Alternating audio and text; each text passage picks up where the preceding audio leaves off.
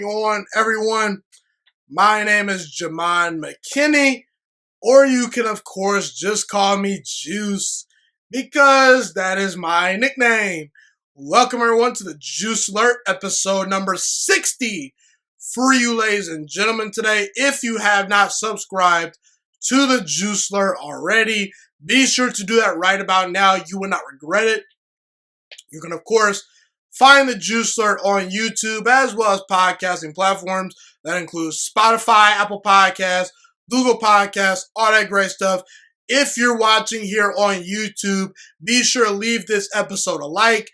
And if you're feeling kind, be sure to leave me a good rating and review on podcasting platforms. Like I said, those things definitely help me out right here on the show. Today, I am breaking down some of the biggest storylines in the NFC North division heading into the 2021 NFL season. I've already done a big breakdown of the AFC North and talked about a bunch of topics there. Today, I'm getting to the second official division that I'm going to cover this year, and that division, of course, is the NFC North. So we're going to talk about the Vikings, the Lions, the Bears, and, of course, the Packers. But before I do get started, I just wanted to say you guys can follow me on Instagram and Twitter. My Instagram is GHIMAN_MCKINNEY.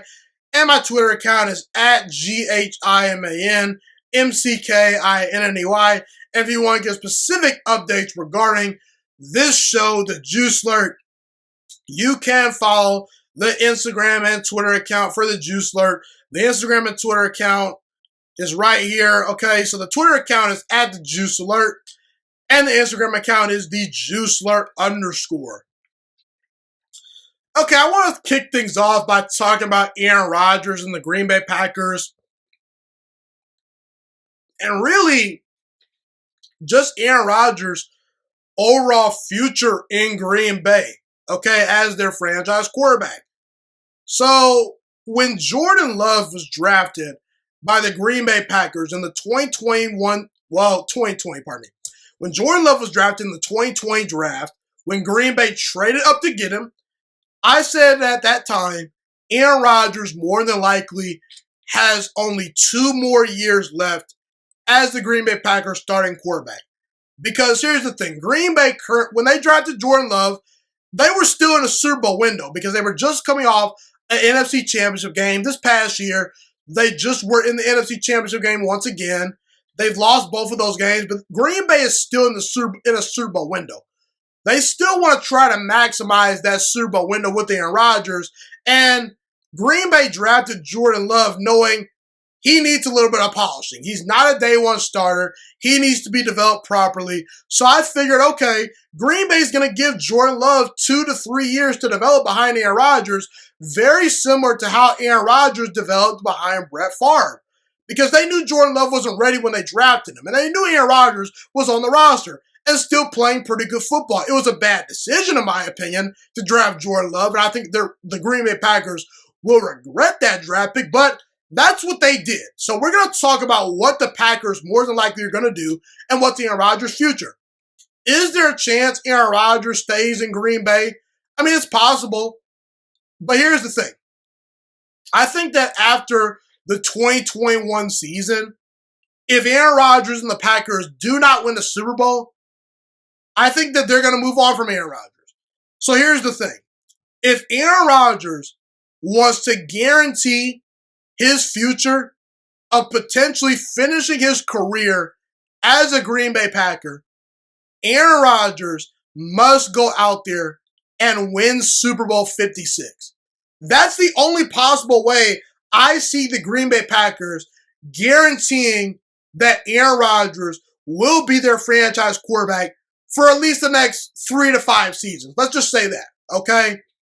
That's the only way that Aaron Rodgers can guarantee security from Green Bay, because there are actual reports that came out recently that said the Packers have pretty much already agreed to trade Aaron Rodgers after this season, okay? They believe that Jordan Love is probably going to be ready to play in 2022. And let's be real, if Aaron Rodgers probably doesn't win a Super Bowl, he's probably out of there because Green Bay spent a first-round pick on Jordan Love, and Green Bay's organization has a sort of an ego that I don't really cater to, but there's a little bit of colliding egos where Green Bay wants to be right about this, and let's be real. They've invested in Jordan Love. They're probably going to pull the trigger and let Aaron Rodgers walk and go away.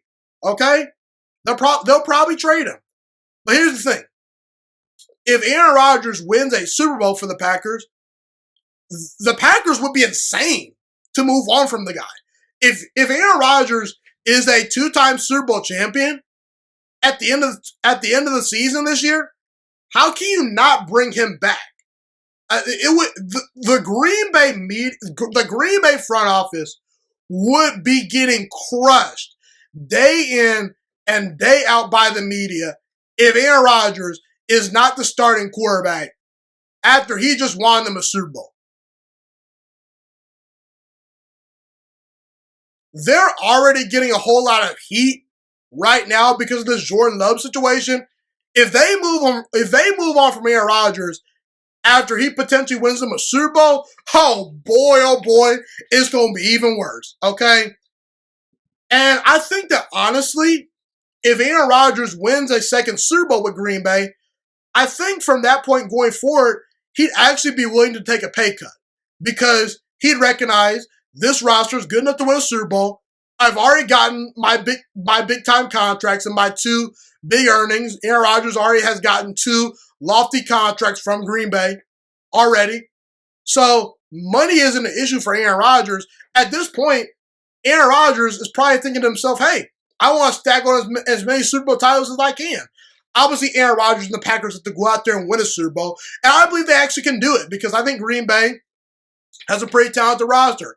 They've got a pretty good wide receiver core led by Devontae Adams. They recently added Randall, Cobb, and Lazard, and MVS, and Amari Rodgers are pretty good. The offensive line is pretty solid. The defense is a pretty solid unit too. Like Green Bay has a pretty solid roster, and they've been so close to getting to a Super Bowl over the past two seasons. So it's definitely possible for Aaron Rodgers to win a Super Bowl. And again, if Aaron Rodgers wins a Super Bowl, Green Bay has to pretty much admit at that point they were wrong about Aaron Rodgers. You can already make the argument they were wrong about Aaron Rodgers because Aaron Rodgers came out there and won the league MVP this past year when Green Bay thought he was potentially declining.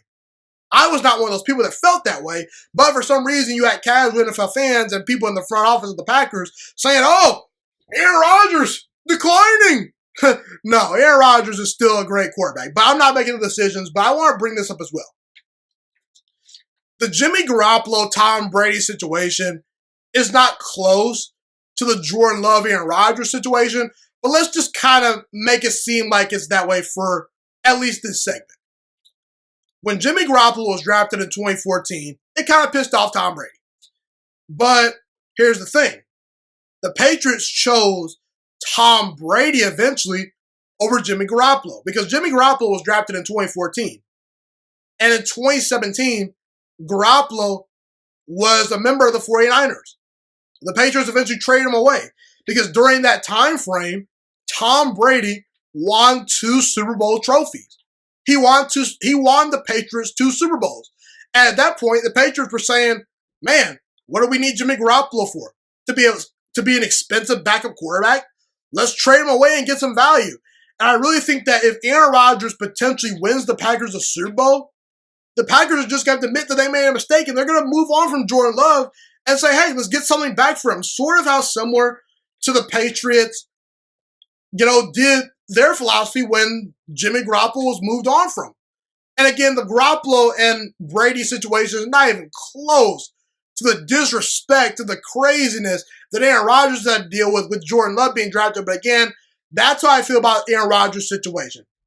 Can Aaron Rodgers potentially finish his career in Green Bay like he's wanted to in the past? Because Aaron Rodgers has admitted in the past, I want to be a Packer for life. Is he going to finish his career in Green Bay? I can't answer that question for you right now. But if Aaron Rodgers wins Super Bowl 56, I think Green Bay will will pretty much just sit down and admit, hey, we whiffed. Aaron's our guy.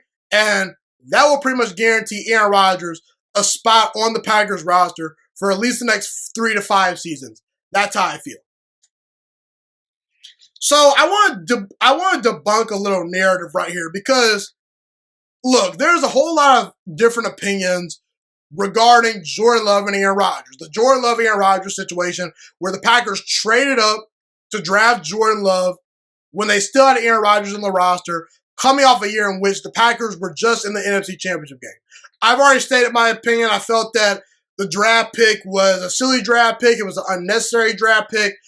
I got nothing against Jordan Love. I actually like Jordan Love as a prospect, but I just didn't feel the Packers needed to go get a quarterback when they already have an elite quarterback in Aaron Rodgers, and you could be using that draft pick to help improve the team to try to win a Super Bowl right now. But there are some people out there that believe that the Brett Favre, Aaron Rodgers situation is similar to the Aaron Rodgers, Jordan Love situation. And it's not true. So I'm going to debunk that argument right here. Okay, first of all, Green Bay traded up to go get Jordan Love.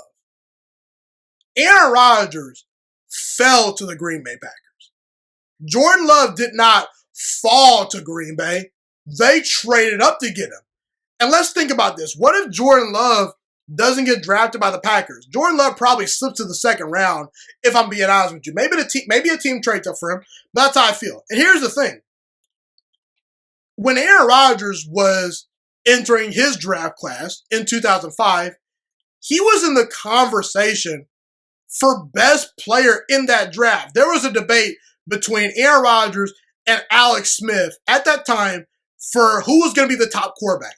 It was either going to be Aaron Rodgers or Alex Smith. It eventually was Alex Smith, but the reason why Aaron Rodgers fell in the draft that year was not because he was a prospect that wasn't very good. It was because at that time in 2005, a lot of teams actually could not afford to keep two quarterbacks on the roster that were getting paid a lot of money. Okay, because if you're a first-round quarterback draft pick, you're on a rookie contract, so you're kind of cheap. But at that time, that was still a lot of money for NFL teams. The salary cap then started plummeting in the NFL until about 2010. So at that time, a lot of teams just could not afford to keep two quarterbacks on the roster. But the point is, Aaron Rodgers was a far better prospect and a far better college player than what Jordan Love was compared to his situation, okay? And if Jordan Love wasn't picked up by the Green Bay Packers, Jordan Love probably falls to the second round of the draft, okay? That's just the reality, okay? Jordan Love was the fourth quarterback taken in his draft class for a reason. It's not because he doesn't have talent, but compared to a guy like Aaron Rodgers, who's developed into becoming the most talented thrower the football the NFL's ever seen, he's not on that level. Aaron's a far better player. It was one of those things where I could understand why Green Bay took Aaron Rodgers because he fell to them. He was sitting right there, and they're thinking to themselves, man, this guy might potentially be the best player in the draft, and we have him in our hands. Let's go get him. And the third point I want to make is this. In 2005, the Green Bay Packers were coming off a wild card loss in the playoffs at home. They did not win a playoff game that year. They were a 10-win team that barely made the playoffs, and they lost in the first round of the playoffs in 2005, the year in which Aaron Rodgers was drafted, okay? The 2019 season for Green Bay was a season where Aaron Rodgers led Green Bay to an NFC Championship game. You were one game away from the Super Bowl. It'd be one thing if Green Bay didn't make the playoffs or they lost in the first round of the playoffs. No, they were one game away from the Super Bowl. And Green Bay decided to draft Jordan Love. Are you kidding me? No, you need to go all in right there. So that's another thing. And the fourth point is this. Brett Favre, at that time in 2005, he was contemplating retirement. Aaron Rodgers has said multiple times that he wants to stay in Green Bay, Wisconsin for his entire career, and he wants to play well into his 40s. Don't get me wrong. Recently, Aaron Rodgers came out and said he thought about retirement, but at the time in which Jordan Love was being drafted and the Packers made that decision, that wasn't crossing Aaron Rodgers' mind. You want to know why? Because Aaron Rodgers thought everything was good. He thought that the organization was trusting him and that he potentially would maybe get a star wide receiver instead of his potential replacement that year. You know what I'm saying? So Aaron Rodgers has said on multiple occasions he's all in. He wants to play until his 40s. And Brett Favre never did that at that point. Brett Favre was always contemplating retirement. So I can understand why Green Bay said, okay, if Brett Favre is thinking about retirement, we're trapped. We need to draft a quarterback. But the problem with Green Bay doing that now is that they sacrifice potentially going all in to win a Super Bowl for the future. That was bad and that was wrong.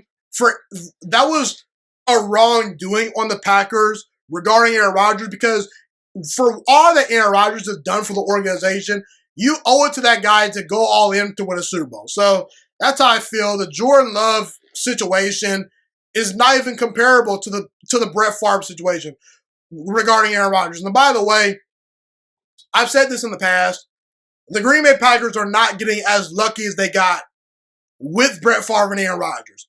You go from Brett Favre to Aaron Rodgers, I'm sorry, people, there's a little bit of luck involved. Jordan Love is not going to be as good as a guy like Aaron Rodgers, if not better than Aaron Rodgers. You'll be lucky if Jordan Love is an above-average franchise quarterback. That's how I feel. And I like Jordan Love, but you're not getting lucky again, Green Bay. That's how I feel. So I pretty much debunked all the Brett Favre, Aaron Rodgers, and the Jordan Love conversations. So, yeah, that's how I feel. So, Jared Goff, former first overall pick of the 2016 NFL Draft, former starting quarterback for the Rams, he is now a Detroit Lion. In the offseason, he was traded to Detroit in exchange for Matthew Stafford and a couple of draft picks. And let me just say this right now. For Jared Goff, this is not a situation I would want to be walking into. Jared Goff has a lot to overcome with the Detroit Lions. As the Detroit Lions starting quarterback, Jared Goff has a lot of very tough obstacles to overcome. Because here's the thing. Jared Goff, when he was with the Los Angeles Rams, he was in as close to a perfect situation as you could get from a quarterback standpoint. Now, again, there's no perfect situation in the NFL, but Jared Goff was pretty darn close. He has star wide receivers to throw to, a great run game, a great offensive line, a great head coach in Sean McVay. That's a creative offensive mind, okay? Sean McVay knows his stuff. He also had a defense that was really, really good and a front office that made aggressive moves to get star players. The LA Rams organization is an organization that I think a lot of teams should be the way the Rams do business, more NFL teams should copy. Because the Rams, they're aggressive. They will go get star players. So what does Jared Goff have now compared to that? A head coach in Dan Campbell that's unproven. We don't know what he is. And I doubt that he'll be better than Sean McVay. A front office that, quite frankly, is bottom 5 in the league, or at least is proven to be over the past 5 to 7 seasons. You know, the Rams front office is arguably one of the 5 best front offices in all of football, from top to bottom. The Lions, from top to bottom, it's one of the worst. Wide receivers for the Lions, arguably the worst in the entire league. If you look at that roster, not a whole lot of star wide receivers. TJ Hawkinson is about all you can get. He's a tight end. And the defense for the Lions is not very good. So here's the thing. We are really going to find out what Jared Goff is made of. Because if Jared Goff can overcome these obstacles with the Lions, he deserves some props. And by the way, if Jared Goff fails as a quarterback, part of it's going to be on him, because he had a situation that was great with the Rams, and he did not play well enough to the point where Sean McVay and the Rams organization said, hey, we can't deal with Jared Goff's problems anymore. We need to move on. So he had a good thing, and he lost it. But if Jared Goff can't win a bunch of games with the Lions, or his career ends up not being what it ever once was in LA, I'm not going to blame him, because the Lions organization has proven to be not very good over the past couple of years. This roster is a rebuilding roster. It's not very good. And we don't know what Dan Campbell is. I'm rooting for Dan Campbell, but we don't know what he is as a head coach. Okay? So we're really going to find out what Jared Goff is made of. And also, Jared Goff is going to have to fight, because more than likely, in his first season with the Lions, the team's not going to be very good. They're going to have a top 5 draft pick more than likely. And what does that mean? That means they will be in a position to draft potentially a Spencer Rattler, a Sam Howell, a Keaton Slovis, or Malik Willis, a star quarterback in college. Because I could easily see the Lions using Jared Goff as a 1-year rental and then drafting their quarterback for the future. Because at this point, don't we kind of know what Jared Goff is? Like, we're 5-6 years into his career. I don't think Jared Goff is ever going to take any more tremendous leaps. Again, I could be totally wrong, but based on what we've seen so far, I think that we kind of know what Jared Goff is. But also, reports are that the Lions don't see Jared Goff as a stop-bridge quarterback. They potentially see him as a legitimate franchise quarterback for the future. So I understand that perspective as well. You know, the Lions have to make a choice, but the bottom line is, man, if I'm Jared Goff, I'm going from LA to Detroit. Not that Detroit's a bad city, but I mean, LA's LA, people. Come on now. But if I'm Jared Goff, I feel very depressed, because I went from one of the best situations in all football to one of the worst, and Jared Goff will have a lot to overcome with the Detroit Lions organization as a quarterback. So, like I've talked about in the past, I felt Chicago absolutely hit a home run by drafting Justin Fields. Justin Fields is exactly what the Chicago Bears organization has needed at the quarterback position for years. I think Justin Fields should be excited about his opportunity in the NFL, because I think that he landed in a pretty good situation. Chicago has a pretty good roster. You know, in the next couple of years, I could see them potentially being a Super Bowl contender if the roster gets younger and the offensive line is improved. I think the fan base should be ecstatic. I believe Ryan Pace, the GM, should be excited about getting his hands on Justin Fields and drafting him.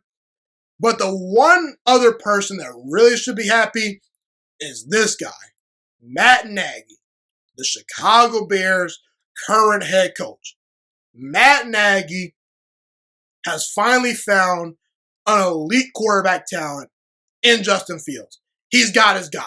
And Matt Nagy and Justin Fields will change the minds of a lot of people observing the National Football League. Okay, because here's the thing. Folks, the NFL is a quarterback-driven league. Okay, seriously. I truly believe we are in the golden age of quarterbacks. Quarterbacks have never been better. You want to know why I say that?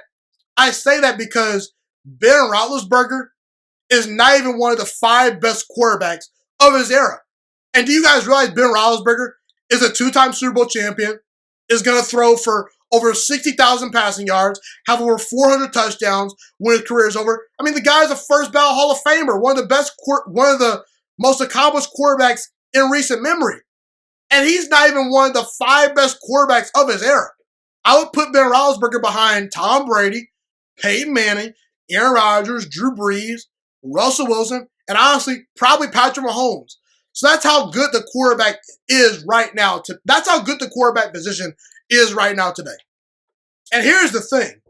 Even some of the best head coaches in the NFL would not be where they are today if it were not for star quarterbacks. For example, Andy Reid. Andy Reid did not win a Super Bowl for over 2 decades until he got his hands on Patrick Mahomes. Andy Reid went 21 years without winning a Super Bowl, and he finally got Patrick Mahomes. Boom, he wins a Super Bowl. Bill Belichick. Bill Belichick was below 500 as the head coach with the Cleveland Browns. Even with Bledsoe as his quarterback. Drew Bledsoe as his quarterback. He wasn't quite getting it done in New England. And Tom Brady comes in. The rest is history for Bill Belichick. A 20-year dynasty with the Patriots. Even John Harbaugh. John Harbaugh and the Ravens were at a crossroads a couple of years ago. People were thinking about John Harbaugh potentially being on the hot seat, but Lamar Jackson comes in.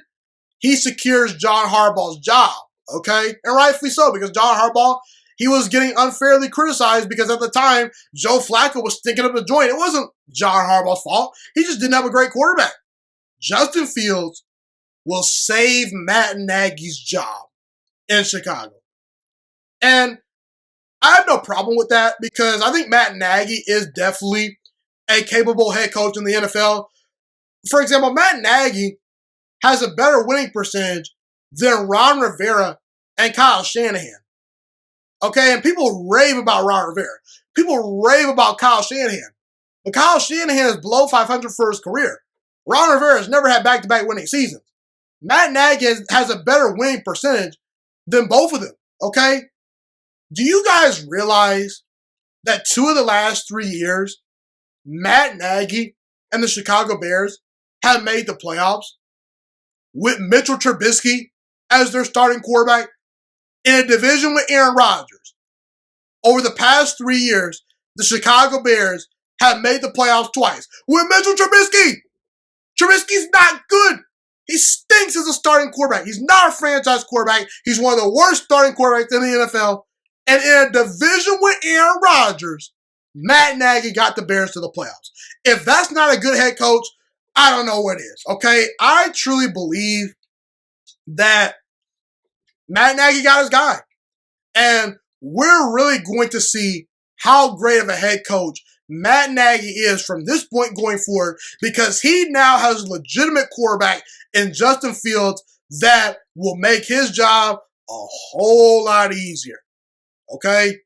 And I think Matt Nagy and the Bears' future is pretty bright. And Matt Nagy and Justin Fields will change the minds of a lot of people. So I want to now transition to the Minnesota Vikings. You know, it's around the time of the year where I start making playoff predictions and things of that nature. I'm just going to say this regarding the Minnesota Vikings. Heading into the 2021 season, this is how I feel. I believe the Minnesota Vikings will be a playoff team in 2021. Now, I know what people are already saying.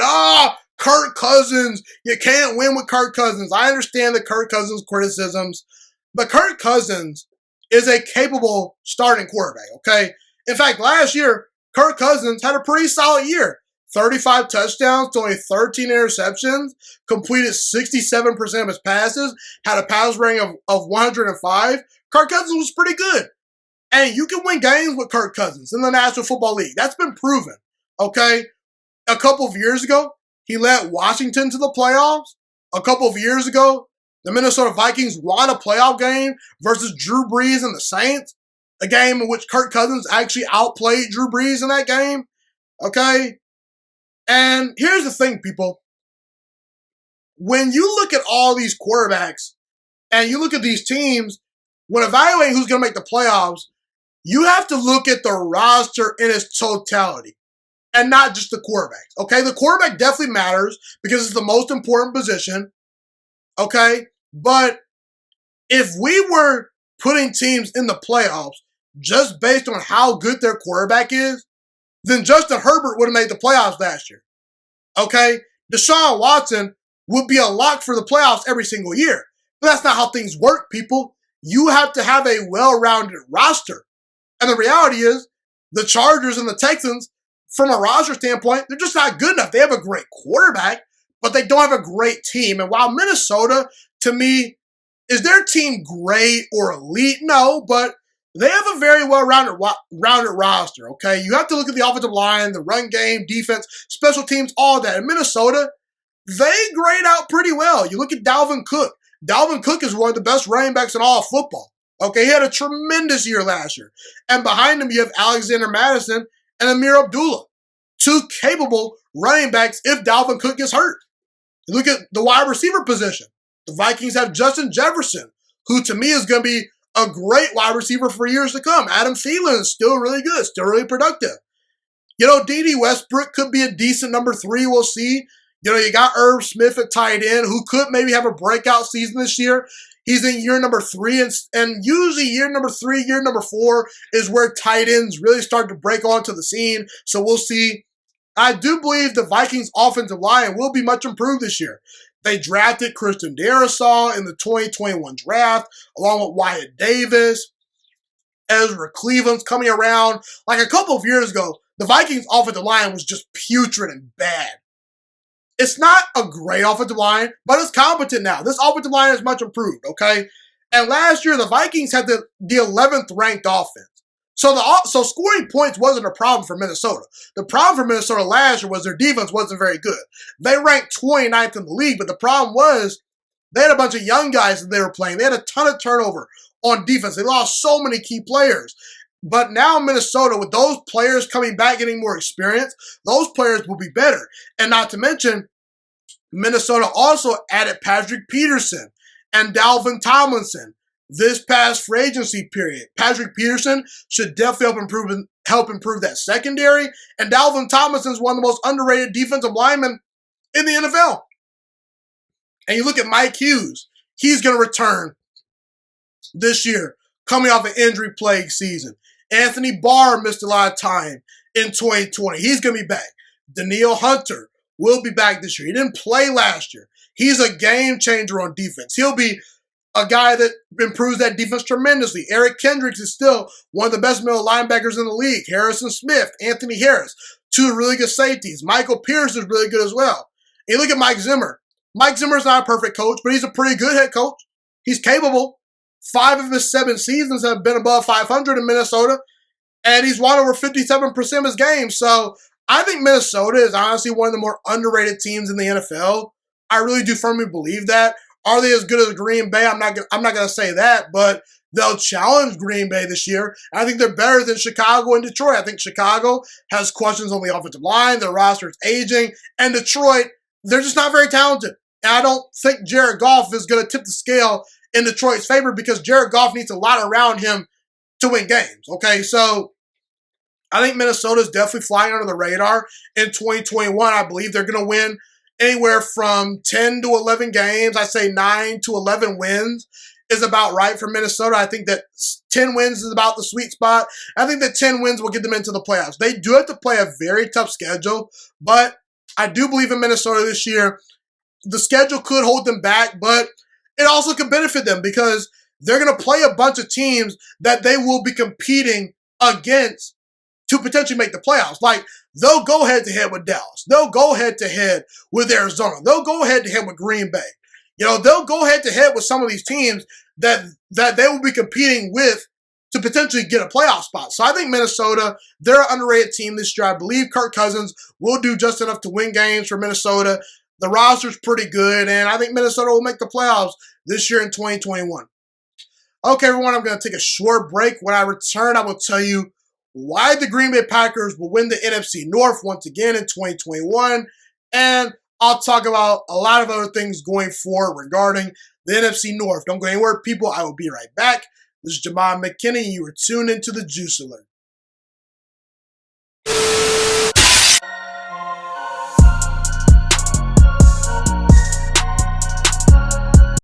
Okay, everyone, I am officially back.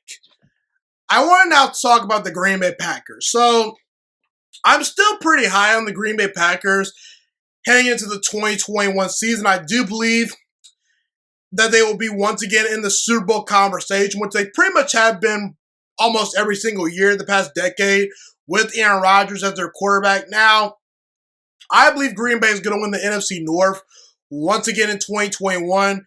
And here's why. Okay, first of all, it starts with Aaron Rodgers. Anytime you have a great quarterback, an all-time great quarterback, a future Hall of Fame quarterback in Aaron Rodgers, you are pretty much a lot to win about 10 games a year. That's about your floor. That's just the reality. When you have a great quarterback like Aaron Rodgers, you're going to win 10 games on most years. Some years you might have an off year, but if you have Aaron Rodgers on your roster, you're probably going to find a way to win at least 10 games, okay? And then based on the roster that quarterback has, you can add to that win total, okay? And I'm not just making this stuff up. Peyton Manning owned his division for years. Russell Wilson has never had a losing season in his career, okay? Who was winning the AFC East when Tom Brady was in that division, okay? So the point is, if you have an elite quarterback, it tips the favor in your scale by a lot, okay? Patrick Mahomes, for the next couple of years, he's going to win at least 10 games a year if healthy, okay? On most years, okay?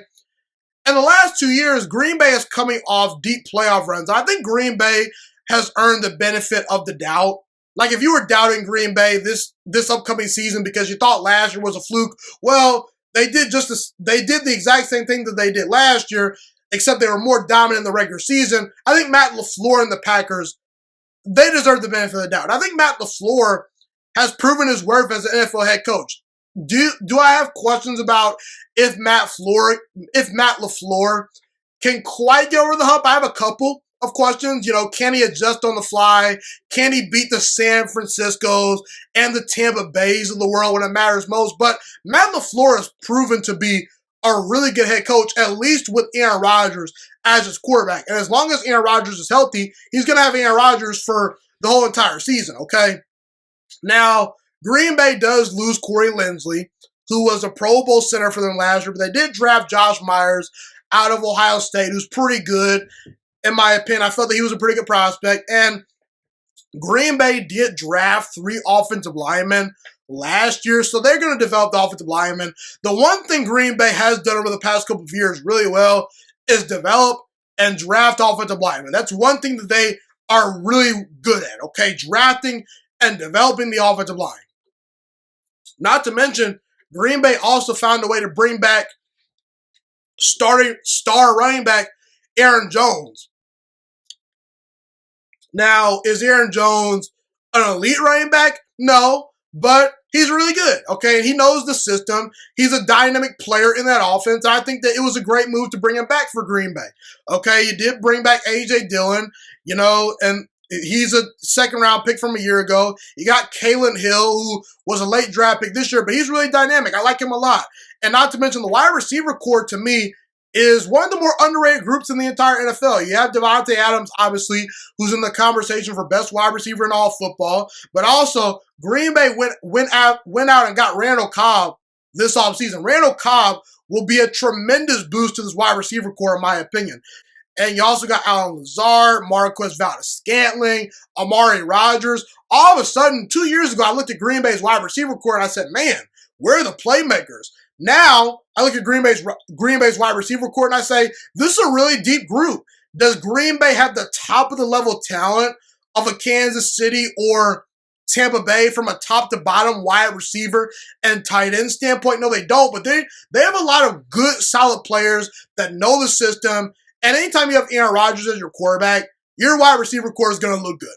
And not to mention, Robert Tonyan had a pretty solid year last year. He's coming back. Jay Sternberger potentially could maybe do some good things in that offense as well as the backup tight end. Now, when you look at Green Bay's defense, the biggest question is, what are they going to look like this year? Because I think Aaron Rodgers in the offense, we know what they're going to do. What's the defense going to do? Is the defense going to continue to get better and better like they have the past couple of years? Or will they take a step back? The Packers did bring in a new defensive coordinator this year in Joe Barry. I was a fan of the move, and I think Joe Barry is going to do some good things with this defense. I understand that in the past, his defenses haven't been all that great, but he didn't have a whole lot of great players at his disposal.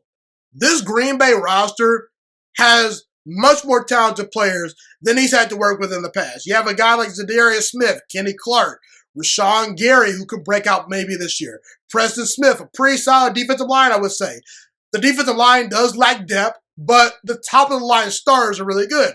Same thing with the secondary. The secondary and the linebacker core has a lack of depth. I'll get to the linebacker core in a second, but the secondary is pretty good when healthy.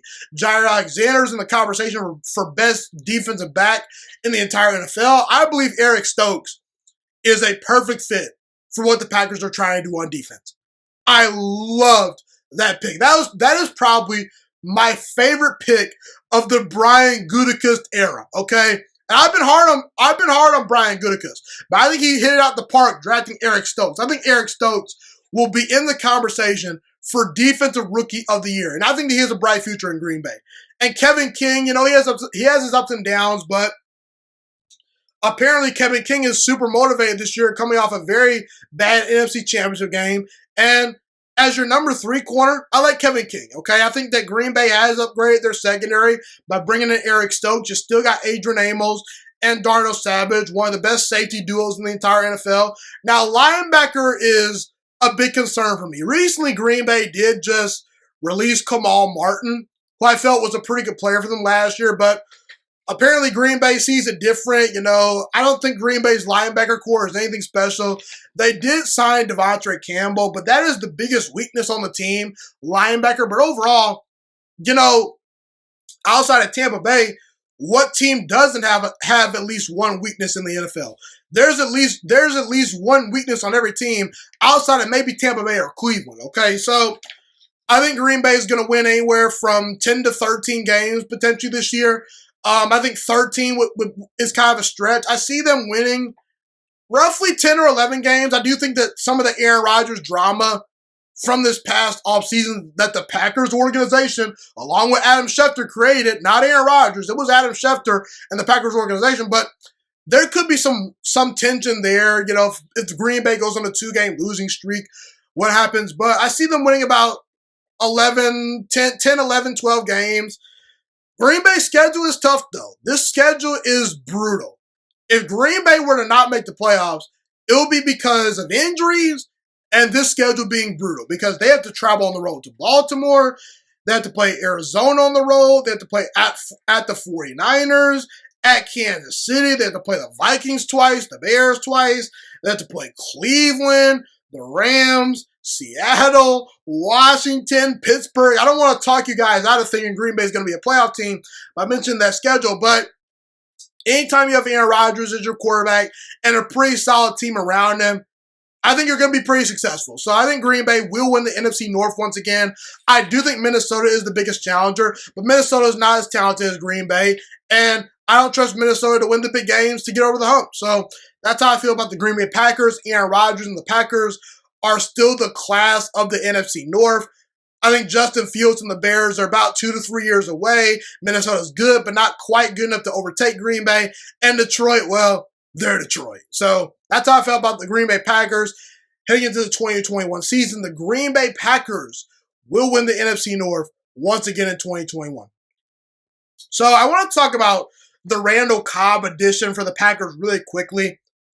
I think it's a great move for the Packers. I think adding Randall Cobb is really going to benefit Aaron Rodgers and the Packers. And I will not be surprised if Randall Cobb makes a play or two when we look back on the 2021-2022 season and we say Randall Cobb was a big reason why the Green Bay Packers were potentially able to win Super Bowl 56. I think Randall Cobb is going to provide a tremendous boost to this offense.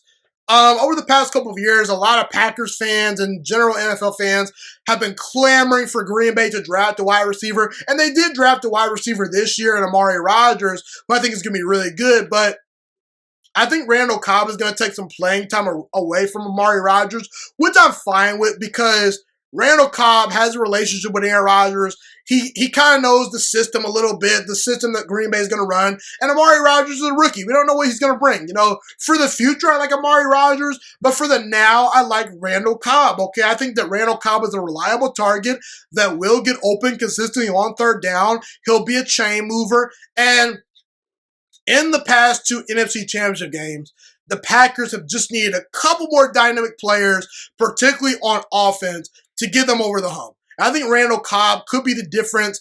He's a true slot wide receiver. So Green Bay now truly has a guy that can create mismatches in the slot other than Devontae Adams, and that this guy can take some of the pressure off Devontae Adams. Randall Cobb will help take some of the pressure off of Devontae Adams, and a lot of people think Randall Cobb is washed up. He's not very good anymore. That is false. Randall Cobb was very good for the Dallas Cowboys 2 seasons ago in the role in which he was asked to play. And last year, he was one of the few targets that was getting open for Deshaun Watson on the Houston Texans. So I think Randall Cobb is going to be a great addition for the Packers, and Randall Cobb could be the one missing piece that the Packers have needed to put them over the hump and potentially win another Super Bowl with Aaron Rodgers. I love the move of bringing back Randall Cobb. It's familiarity. Aaron Rodgers is going to be happy, and I like the move. So, is Jared Goff the future of the Detroit Lions? I'm going to answer that question in the best way I can right now. And quite honestly, I don't really have an answer for you guys because I don't think we can determine that right now as we speak today. We don't know quite what the future holds for Jared Goff. Things could get really ugly for Jared Goff. Or maybe Jared Goff is motivated. He takes the trade to heart where the Rams decided to move on from him, and maybe it motivates him. Maybe it makes him a better quarterback. I don't know. But here's the thing. Jared Goff has a lot to overcome. Okay, the Detroit Lions wide receiver core is not very good. Okay, the defense sucks. The organization has a lot to prove. He's going to be playing for a brand new head coach, and I doubt Dan Campbell is anywhere close to as talented as a head coach compared to Sean McVay. I mean, Jared Goff has star wide receivers, good running backs, a great offensive line, a great defense. He'll have pretty much none of the above in Detroit. The offensive line is decent.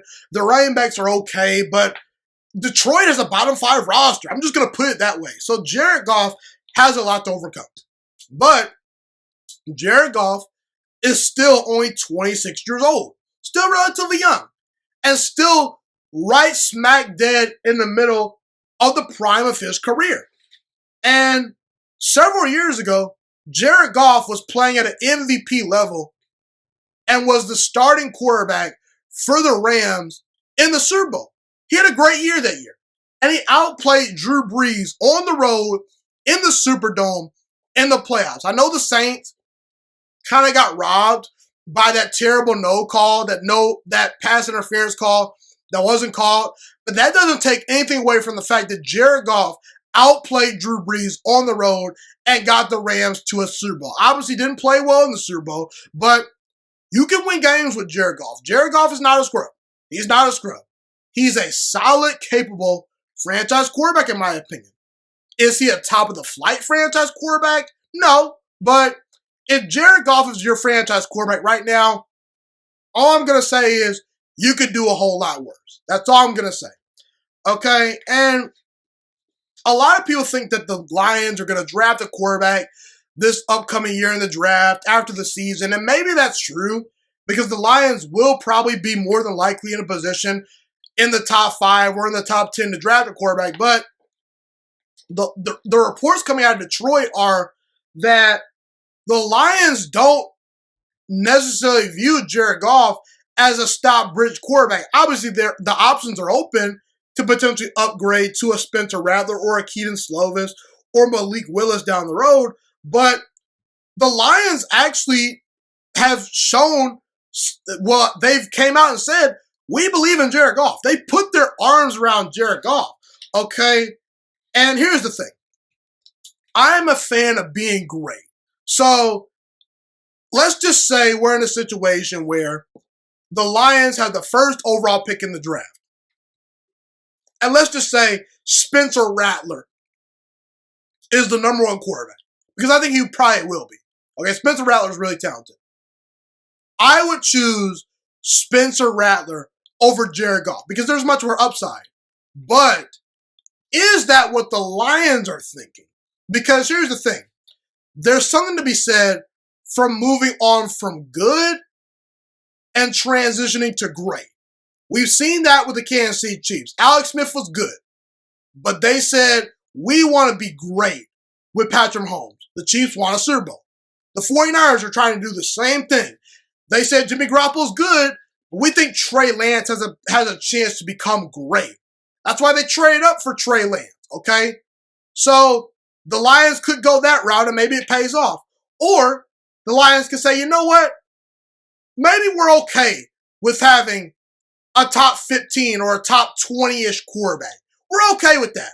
Because you want to know why? Because we're going to put a great roster around that guy. we're not going to be super quarterback dependent. We're going to put star wide receivers, a great defense, a great offensive line around Jared Goff. We're going to wrap our arms around Jared Goff and play to his strengths and hope in the playoffs we get a couple of breaks to go our way if we make the playoffs eventually. So the Lions will have to make a decision. Is Jared Goff worth gambling on for the future?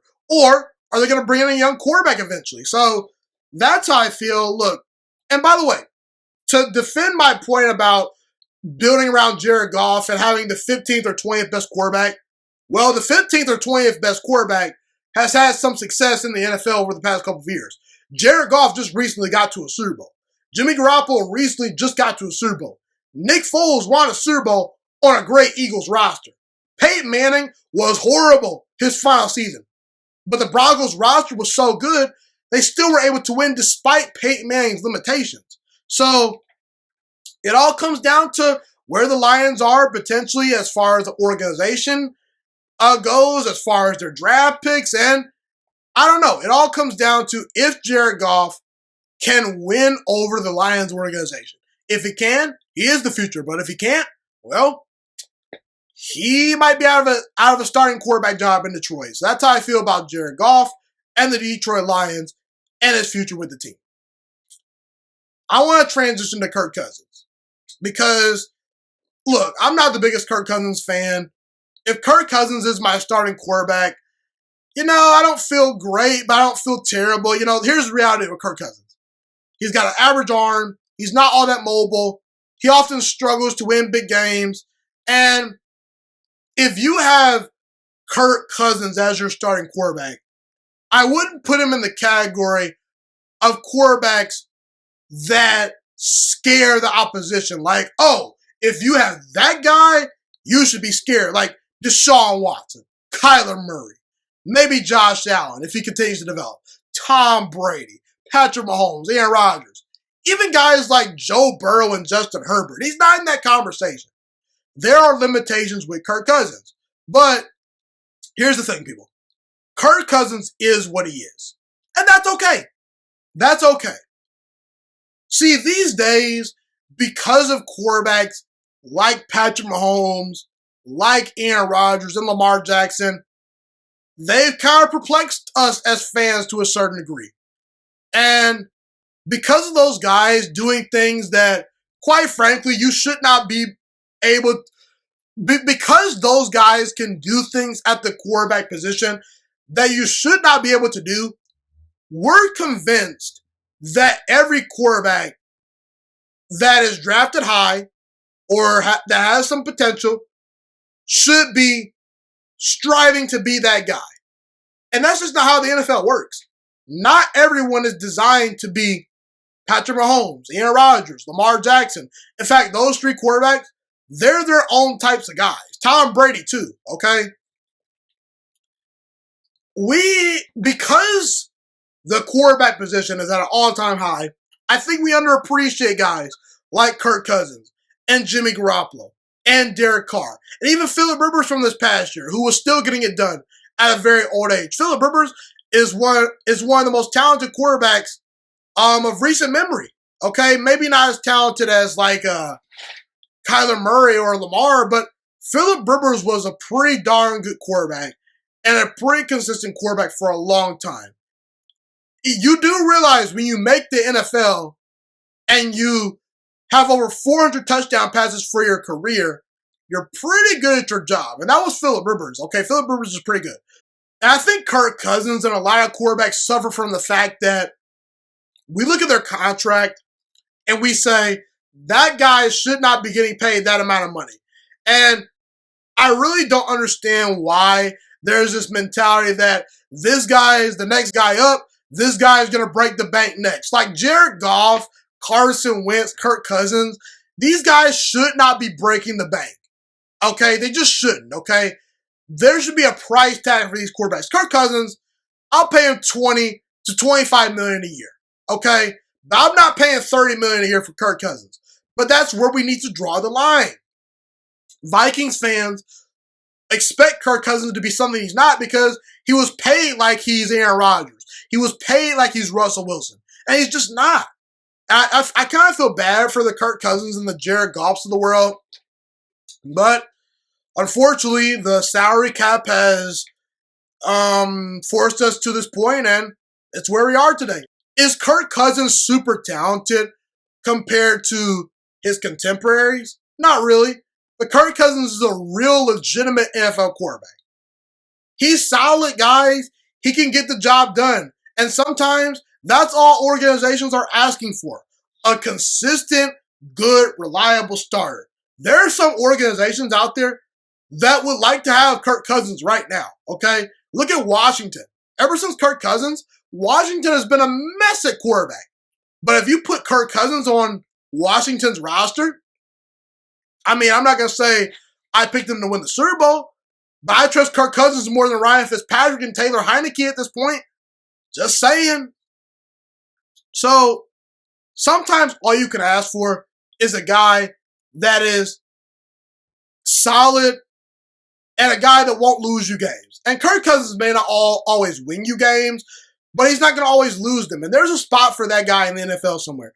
And we forget, like, Kirk Cousins may not be a top 10 quarterback, but he's an NFL starting quarterback, people.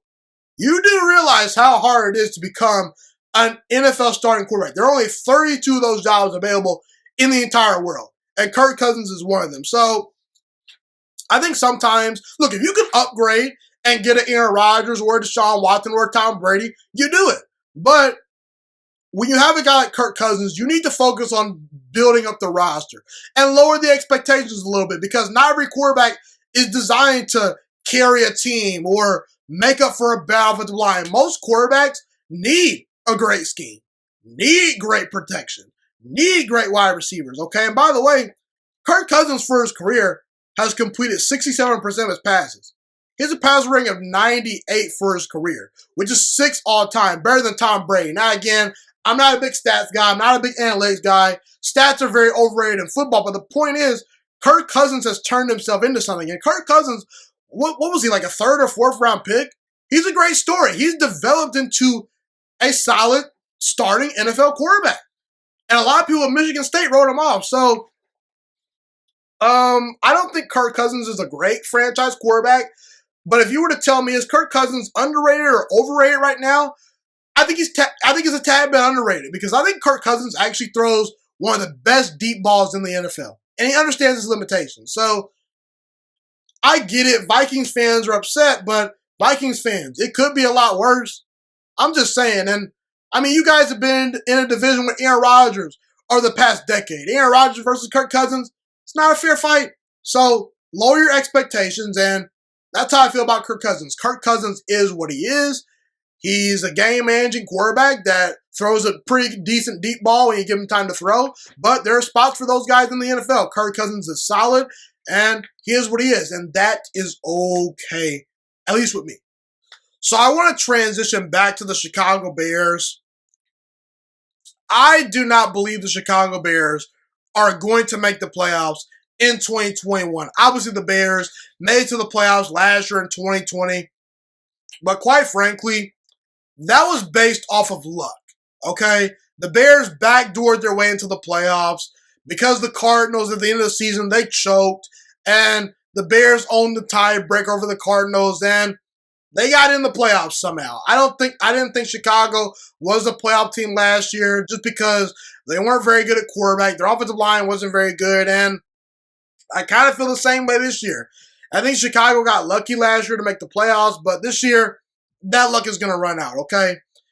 Because here's the thing, everyone, when I make these predictions, a lot of fans get mad at me when I don't put their team in the playoffs. Here's the reality, people. What y'all have to realize is every single year, in the NFL especially, there's more than likely going to be a couple of new playoff teams.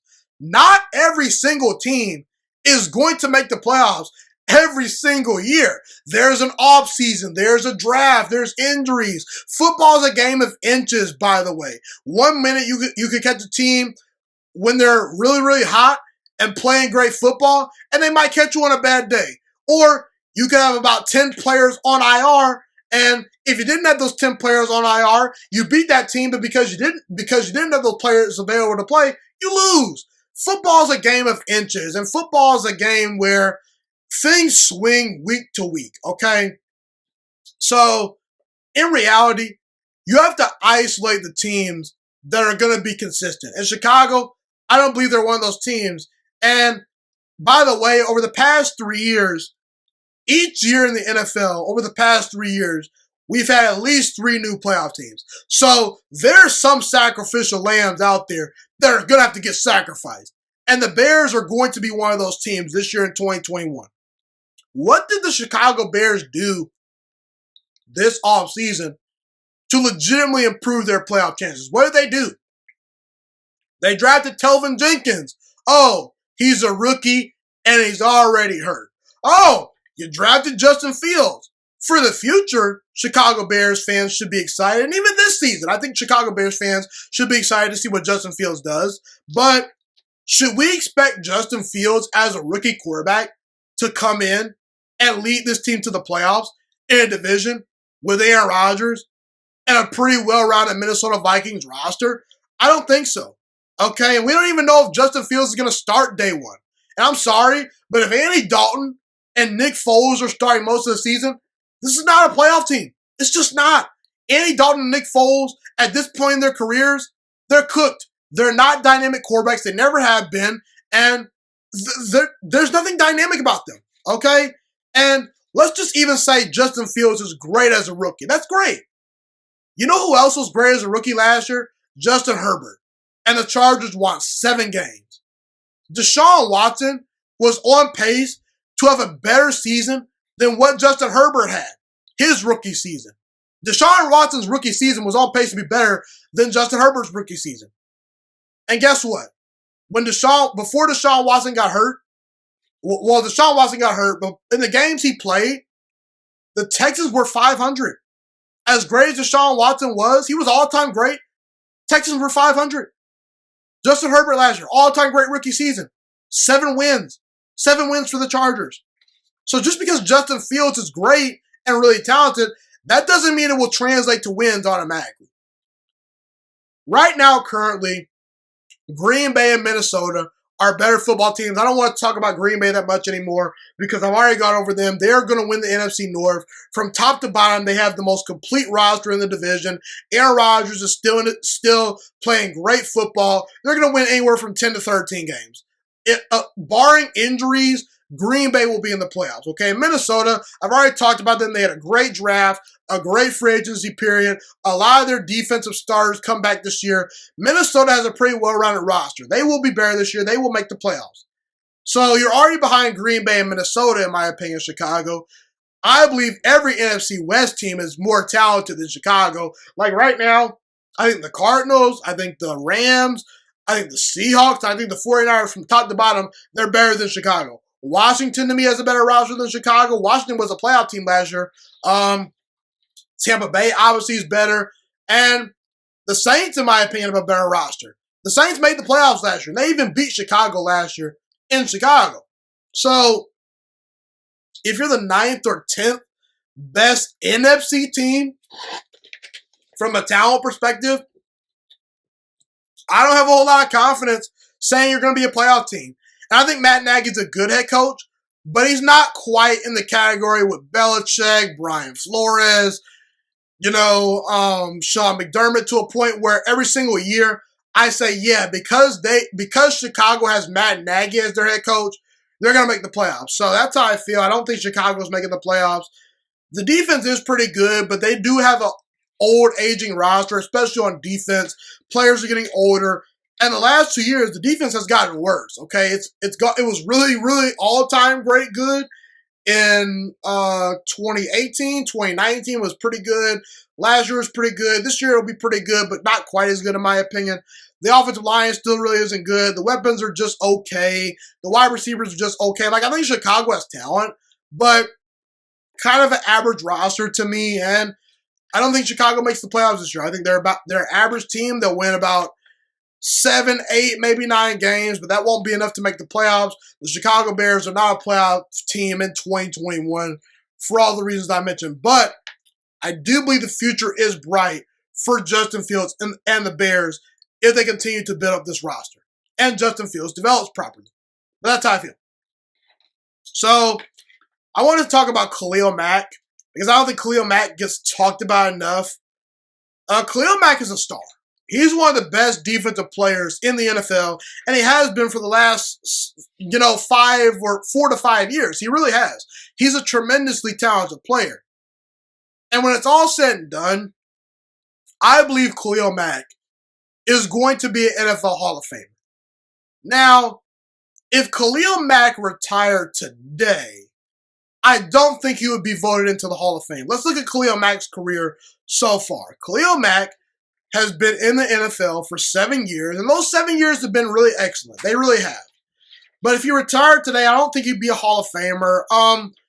I wouldn't quite put him in the category with J.J. Watt, Richard Sherman, Aaron Donald, Von Miller, defenders over the past couple of years that have just dominated, and guys that right now today, if they retire, they're going to make the Hall of Fame first ballot. I don't think Khalil Mack's in that category, okay? Because I think those guys have been more dominant, and they just, quite frankly, have a better body of work and have played longer than Khalil Mack. Khalil Mack isn't even 30 years old yet. He's still only 29 years old, so he has a long way to go. He still has a ways to go. He has a long time to add on to his numbers. So 7 years into his career, we are, and so far through those 7 years, he has 70.5 sacks, 97 tackles for loss. He's a 3-time first-team All-Pro. He's had 6 Pro Bowl appearances, and he's a 2016 Defensive Player of the Year award winner. And that's all great. But I don't think voters would give him the benefit of the doubt for just being great for 7 years. I think that once we start approaching Khalil Mack getting to around maybe 10 Pro Bowl appearances, maybe around 100 sacks, maybe another Defensive Player of the Year award eventually, I think that's then when when voters will say, Khalil Mack, Hall of Famer. Because you have to sustain success for a long time. You don't just get credit for 7 great years unless you're all-time great in those 7 years. And Khalil Mack, he's been really, really good. But not quite all-time great good, okay? Khalil Mack, in fact, has never led the NFL in any single statistical category. Never led the NFL in sacks. Never led the NFL in tackles for loss. Okay, so, what are we doing here? But I will say Khalil Mack is a tremendously talented player. I do believe he will continue to add on to his numbers.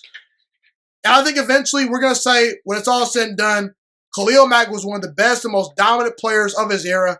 And he's a freak of nature. And he'll have the numbers and the accomplishments eventually to become an NFL Hall of Famer. But right now he's not quite there. But when it's all said and done, I do believe he will be there. And by the way, the Raiders are looking even more and more dumber by the day because they drafted Khalil Mack and they couldn't retain him. And Chicago has really benefited from having Khalil Mack on their roster. Meanwhile, the Raiders roster, especially on defense, hasn't been very good. So that's how I feel about Khalil Mack. He will be a Hall of Famer going forward once his career is over. And I think the Raiders really messed up letting him go. I want to end the show by talking about Vikings head coach Mike Zimmer. So to me, Mike Zimmer is a pretty solid head coach. I really do firmly believe that. Usually when you look at Mike Zimmer, his teams play hard and they're well coached more times than not.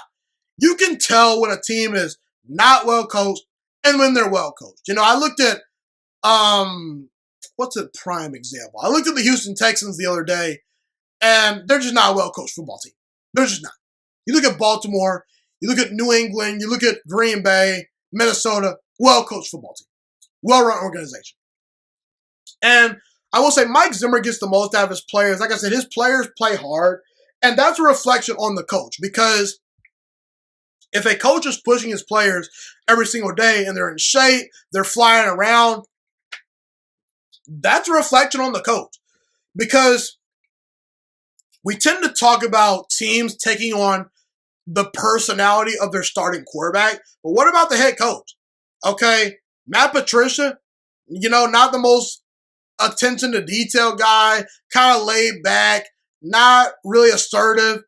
The Lions, they weren't a very good football team when he was the head coach there. Okay, so that's my point. And by the way, Mike Zimmer, a couple of years ago, got the Vikings to an NFC Championship game, and his quarterback was Case Keenum. And he's won a playoff game with Kirk Cousins. And I'm not saying Kirk Cousins and Case Keenum are absolutely horrible quarterbacks because they have a spot. There is a spot for them in the NFL. Case Keenum, he deserves to be an NFL quarterback. And Kirk Cousins, he's a solid starter, but this isn't Aaron Rodgers. This isn't Patrick Mahomes. This isn't, Kyler Murray, Joe Burrow, Deshaun Watson, Tom Brady. You get what I'm saying? But here's the thing. While Mike Zimmer is pretty good, I don't think he's great. And I think Mike Zimmer's coaching philosophy is kind of outdated. I really do firmly believe that.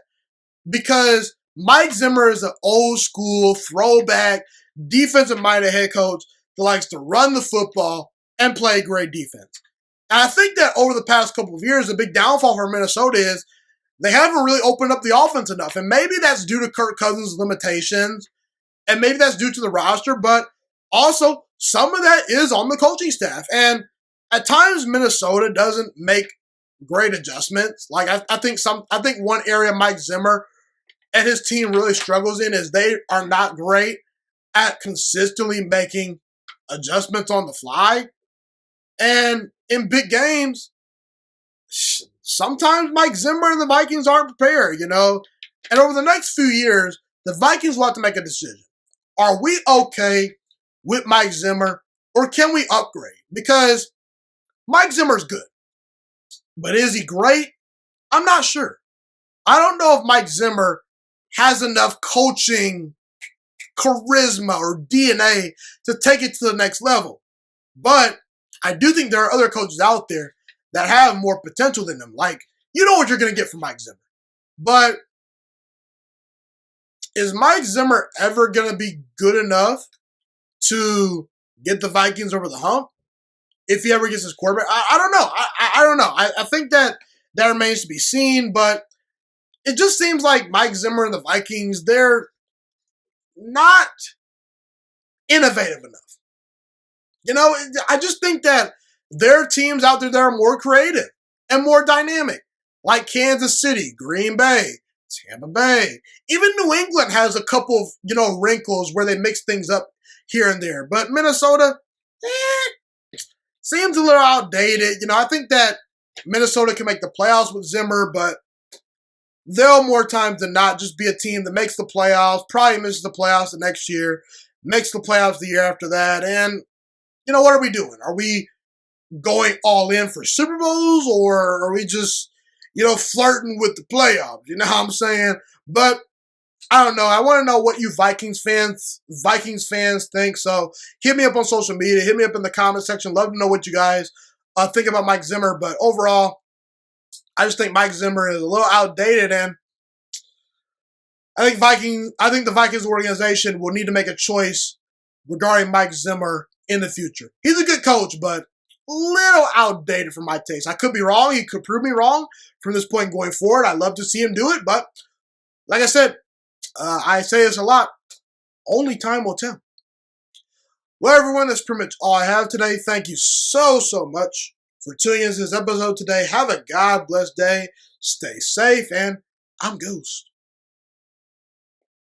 Thank you so much for watching this video today. Please also note that the Juiciest Sports Podcast is not just a YouTube channel. It is available on all podcasting platforms, including Spotify, Google Podcasts, iTunes, and Apple Podcasts. Also, if you enjoyed this video, be sure to like, comment, subscribe, and share this content with all your friends. This podcast is my favorite thing in the entire world right now. It is my passion. And I want more people to listen to this podcast. I really want this podcast to grow. Also, a fun fact about me is that I want to go into the sports broadcasting and media world once I graduate from the University of Toledo, a college in Northern Ohio. I am looking to become one of the next great sports broadcasters and analysts out in the world. And I potentially would like to start my own network if this podcast really truly grows. Or if I fall short of that goal, I would love to work for a big-time network like ESPN or Fox Sports 1. I am open to all networks. So if you believe in my dreams and you see or hear my passion through the screen, be sure to tell all your friends about the Juice Alert Sports Podcast. Stay motivated, you guys. Have a God bless day, and I'm out.